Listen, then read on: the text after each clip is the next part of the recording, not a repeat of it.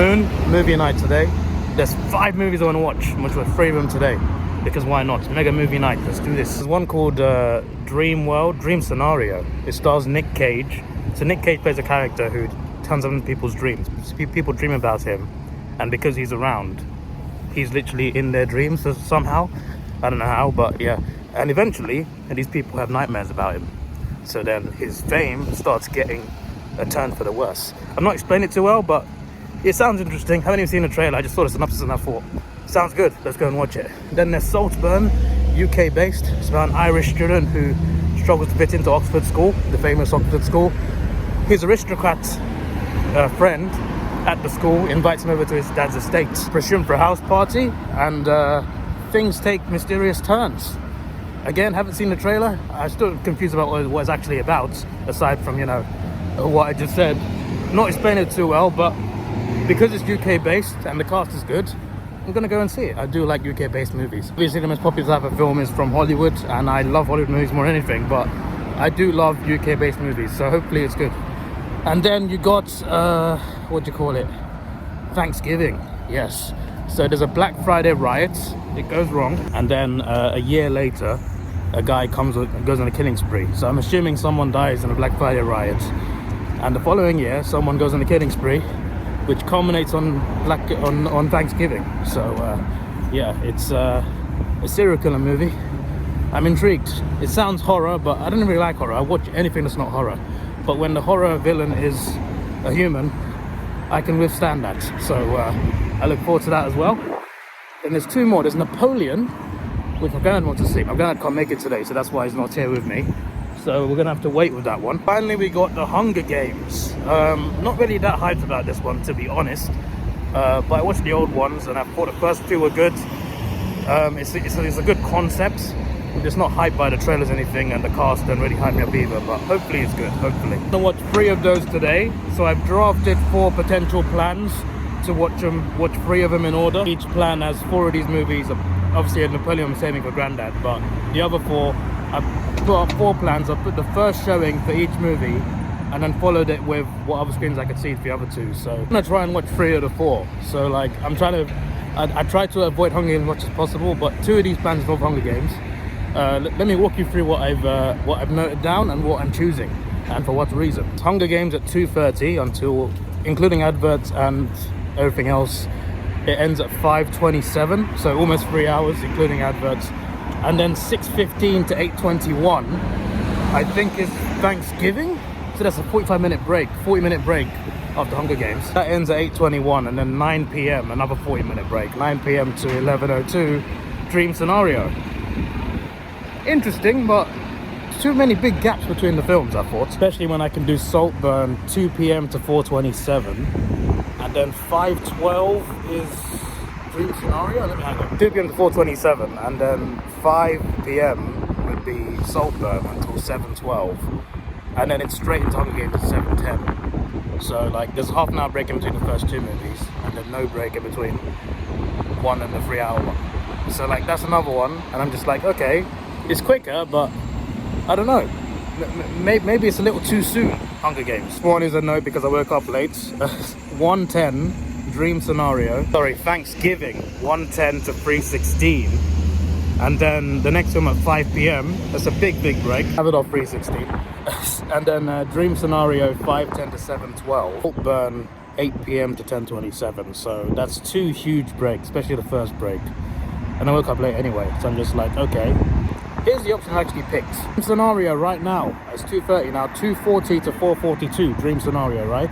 Then just an 18-minute break before Saltburn at 5 p.m. until 7:12. 7:27, not 7:12, getting the times of the movies mixed up. And then the third movie, Thanksgiving, at 8:50 until 10:27. 8:50 until 10:56. Sorry if this takes so much, like, I'm trying to remember the exact times. I keep going, switch my notes app, turn the camera off, switch to the notes app, check it, and then because I vlog on my camera, I vlog on my phone now, so it's just like I gotta keep switching back, I keep forgetting. But yeah, that's what I'm doing. Yeah, Dream Scenario 2:40 to 4:42, Saltburn 5 p.m. to 7:27, and Thanksgiving 8:50 to 10:56. Ended a nice serial killer horror movie. Not bad. And what am I doing in the break in between the second and third? Because it's over an hour. Well, get some food, I guess. Could get food here. Nachos are great, but might need to be filled up a bit more. So, like, if I walk down the road, I have enough time. There's a McDonald's, there's a KFC, there's a Krispy Kreme, there's a Subway. So I can, and there's a Greg's if it's still open that late. So there's options there. So that's my food break. But yeah, dream scenario first. Sounds like a weird comedy. Nicolas Cage is in people's dreams, and then it turns into nightmares, and he's somehow the reason. Sounds weird, sounds mysterious. Then after that we're doing Saltburn, which also is, I don't know what it's even about, apart from what I mentioned, but I'm intrigued. And then we got the serial killer movie, the slasher, yes. Sounds fun, sounds good. I'm glad I did this one because Hunger Games on the bottom of my priority list out of those 5. So I'm glad I'm doing those 3. And then Napoleon should be on Sunday with Grandad. That's what we've planned so far at the moment, on Sunday. And then I guess maybe even on Sunday I watch Hunger Games, like after Grandad goes home, maybe, potentially, or watch it the next day. Because I swapped my days round at work just for 1 week. So I've actually got, I'm working Saturday, I'm meant to be off, and I've got Sunday, Monday and Tuesday off. But I also work 7 days in a row after that. But those 3 days, if I can't watch Hunger Games on Sunday, watch it on Monday. Bear in mind, right, I got a membership at the cinema, so I can watch unlimited movies for like £18 a month. So like, because of this, I can watch whatever I want, even films I don't really want to see, like Hunger Games. So yeah, I'm hoping, I got a small hope, Hunger Games will be good though. I hope it's good. I'm in screen 1. Ooh, so special. There's no one here. Look, this literally like 10 minutes ago. There was 6 seats filled up. None of those 6 are here. Either they're late or there's ghosts. Right, I hope dream scenario is good. Okay, so I'm pretty speechless. Like, it's part comedy, part horror, because people start dreaming about him in a nightmarish way eventually. And like, all the nightmares are about him trying to kill them or assault them. I'm just like, geez, this just took a very dark turn. He's a professor, and his students start turning on him because they have started bad dreams about him. He gets this crazy advertising deal from a company, and they turn on him. His wife gets a promotion at her job, she gets demoted. Everything goes wrong. I can't say much else because obviously spoilers, but it's very interesting. People have positive dreams about him, he becomes famous. Then it turns into nightmares, and suddenly everyone hates him. And his fame takes a wrong turn. There's a lot of other elements in it, and his whole family just gets affected by it as well. Even one of his family members actually dreams about him too, not in a good way. For some reason, there's a country specifically where it becomes really popular, even with the nightmares. I'm not going to mention the country it is, but I'm just like, okay, that's interesting. But yeah, it's very weird, but also very crazy. I liked the way it was going. Only thing I didn't like was the ending. I don't really get... I mean, I get it, but I'm just like, that's it. It ends and you're just like, that was it, that's the climax. There wasn't a climax. It just feels like the movie just ends and you're just like, full of questions. Yeah, the movie was good for the most part, but the ending for me just takes it down. I'm just like, wait, what does this all mean then? What was the point of all this? I need to look into, I need to try and think about what the meaning is of that. I like movies that make you think, but this one makes me think, why did it end there? For what reason? Like, for what? Why? Like that Mourinho clip. I'm so confused. What was the message here? If you've seen it, let me know, because the ending is just like, it just baffles me. I'm just like, really? That's how it ends? Yeah, that was the only thing. I'll give it a 7 out of 10. I would have given it an 8 or a 9, honestly, but that ending puts it down to 7, honestly. But I'm glad I watched it at least. So yeah, on to Saltburn next. This one is the most mysterious to me because I really don't know what it's about at all, apart from what I've read. It's an Irish student struggles to fit into a UK Oxford school, and his rich friend at the Oxford school invites him over to his dad's estate, and they have a party, and apparently there's some twists and turns. I don't know what's going on there, but I'm watching it. So let's go and see that. 14 this time. Okay, that took some very dark turns. Now I know what the movie's about after watching it. I gotta watch more films without watching the trailers. I feel like not watching the trailers is kind of a vibe because there's a lot of mystery. There's more mystery behind that. But yeah, but Barry, I can't pronounce his surname, but Barry Keoghan. To be fair, I never heard his name pronounced, but he was in Eternals, and he's been in a lot of great things. But I mean, like, I mentioned Eternals because I'm a Marvel fan, even though it wasn't that good, that film anyway. But yeah, this film is. There's some scenes that are very WTF. There's very explicit scenes. Very explicit, and I don't mean the violent type, I mean a different type of explicit. It's very explicit, a lot of creepy things happen in this, a lot of weird things happen, and there's a lot of just WTF moments. You're just like, what on earth am I watching? For me, that was some of the scenes. I'm just like, I'm sitting there like, what am I watching? And there were people around me, like, there was people in this, there was like 30 people in this, like, it was a good amount this time, and there were some funny bits as well, got some laughs. In the first film, Dream Scenario, there was about 4 people. This one, it was nicely packed. But yeah, like some of these scenes are just like WTF. I could hit people around me like, what is this? What? Like, there were some weird scenes in this, bro. But yeah, there is a certain twist. Basically, he's trying to fit in, and he tries to impress his rich friend. Well, they're not friends yet, but he tries to impress him, and he does. He successfully becomes his friend, and the rich guy invites him back to his house, to his rich family, rich parents, his rich siblings, and they host a party for him as well. That's as much as I could say about spoiling it. Rosamund Pike plays the mum, the rich mom.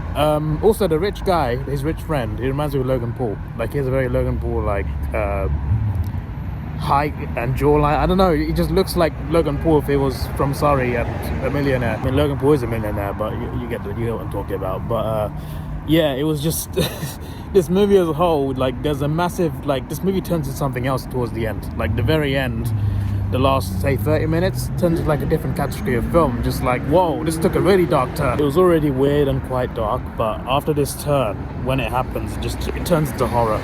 It's like, the climax of this film is something else, and then you find out there's a big reveal of like what's really going on throughout the entire film, and you're just like, okay, I can't say I'm surprised, but also that is pretty damn crazy. So yeah, I'll give this a 7 as well. I was just too creeped out by a lot of scenes, to be honest.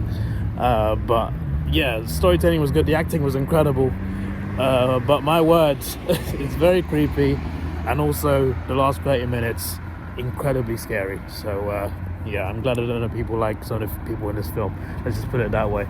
Anyway, and also actually I don't want to say, actually we'll spoil it, but yeah, I kind of like, I was gonna say I expected something to happen, and like I expected something unexpected and it happened, but I'm not gonna say anything else. Anyway, yeah, I'm gonna walk up to get some food now, and then Thanksgiving, serial killer, sounds great. All 3 films have been quite scary in their own way, so I'm gonna watch the scariest one in about an hour's time. Also, the main character from Saltburn is not from Ireland, it's from Liverpool. I got that part wrong. Cine WD. Damn it, Cine World, fix your lights. Unlimited.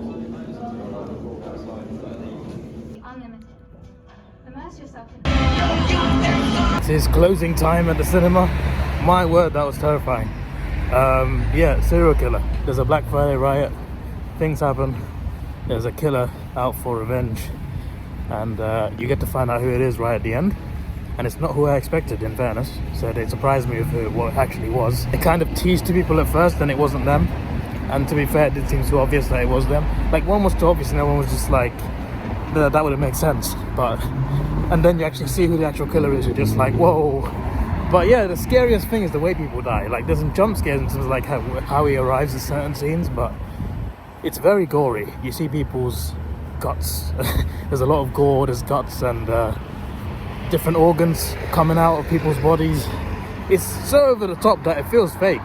And I don't mean like bad CGI, I mean like intentionally. I feel like the director has made it gory. He's made it so gory, so over the top that it doesn't look real. But it still looks terrifying. Like, you see little intestines and oh my goodness, disgusting. But yeah, terrifying, I'll tell you that much. Bloody terrifying. It was worth a watch though, I think. Definitely worth a watch. I feel like the climax could have been better. There's a lot of movies I have an issue with the ending, I've noticed.